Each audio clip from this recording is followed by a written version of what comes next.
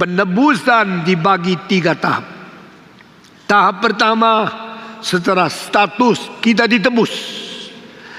Penebusan secara status, ini penebusan tahap pertama, yaitu dosa diampuni, jiwa diselamatkan, kita diperanakan pula, kita mendapatkan hidup yang baru.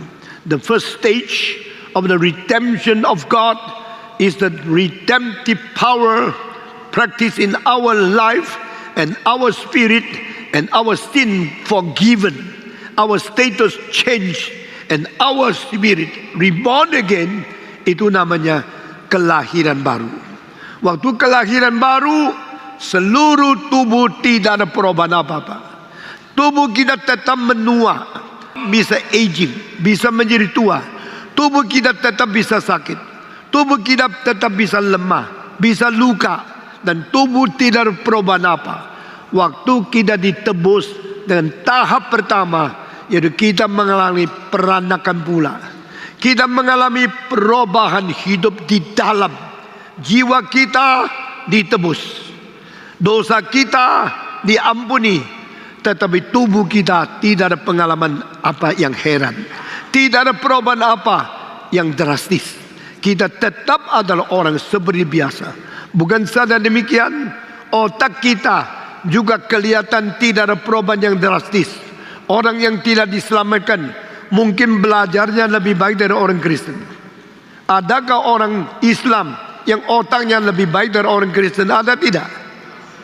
Adakah orang kafir, orang ateis yang belajarnya lebih pintar dari orang Kristen? Ada tidak? Ada.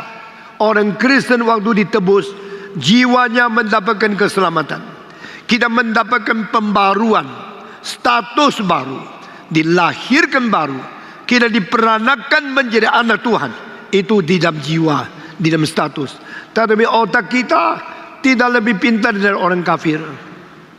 Emosi kita tidak lebih suci dari orang ateis. Kemauan kita tidak lebih kuat dari orang yang melawan Tuhan. Sehingga engkau tidak heran melihat orang yang tidak Kristen kenapa belajar lebih pintar. Orang yang tidak ke gereja kenapa dagangnya lebih untung. Karena mereka mempunyai otak yang mungkin lebih pintar dari kita secara pembawaan.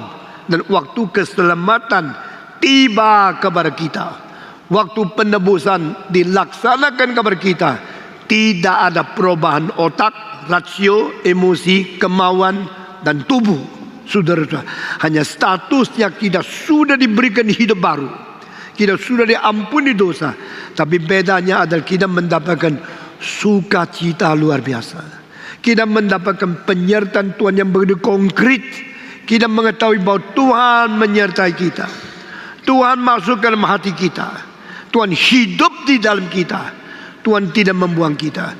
Kita mempunyai satu kepastian, kita mempunyai satu pegangan, kita mempunyai sesuatu asuransi hidup di dalam jiwa kita. Tuhan menyertai kita, Tuhan berada di dalam diri kita, Tuhan menjamin kita diselamatkan. Ini menurut apa yang ditulis di dalam Efesus, bahwa kita dibuktikan dan kita dijamin. Ini sesuatu jaminan seperti beli rumah, belum bayar seluruhnya, tapi uang muka sudah mendapatkan satu surat.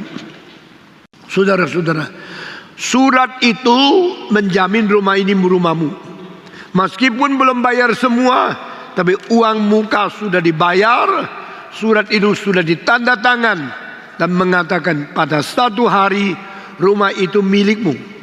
Itu sesuatu jaminan hukum, sesuatu jaminan yang legal, sehingga tidak ada orang bisa merubah status itu.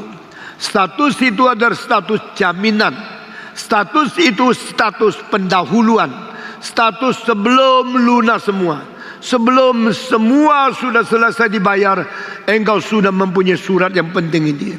Ada orang jual rumah, bayar uang muka 10 juta saja, engkau dapat surat itu. Tapi engkau mesti melunaskan setiap sen, setiap rupiah, sampai akhirnya baru diserahkan surat terakhir sah, engkau memiliki rumah itu. Ini rumah ini sekarang dijanjikan Pertama, engkau mendapatkan surat, satu jaminan untuk status rumah itu. Demikian keselamatan dari Tuhan. Waktu Yesus Kristus menebus kita, waktu kita ditebus, diperanakan pula, itu sesuatu tanda tangan dari Roh Kudus yang memberitahu kepada kita, kita sudah diberikan bayaran utama dari darah Yesus Kristus. Kita sudah mendapatkan jaminan utama dari Roh Kudus yang menulis dalam hati kita, kita sudah milik Tuhan.